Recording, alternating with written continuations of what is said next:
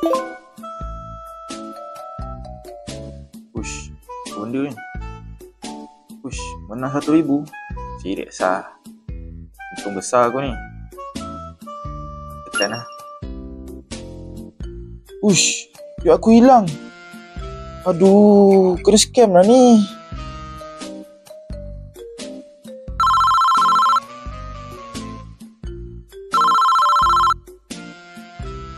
Hello, ni Encik Ehsan ke? Ya saya. Kami dari pihak bank. Sistem kami ada gangguan. Boleh cik beri nombor IC dan akaun bank cik? Nombor IC dan akaun bank je? Boleh.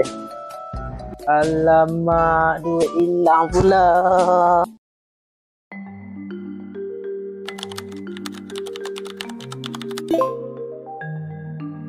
Benda ni tak betul je.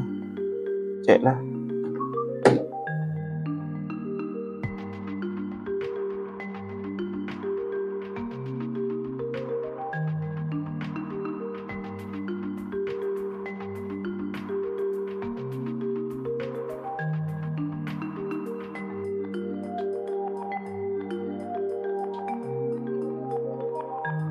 Scam ni.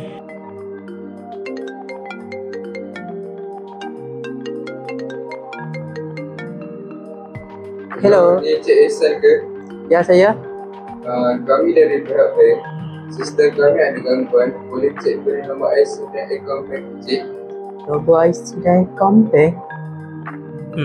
Confirm scam ni. Berhati-hatilah dengan scammer. Jika terima sebarang mesej dan sebarang link website yang mencurigakan, sila laporkan kepada pihak berkuasa.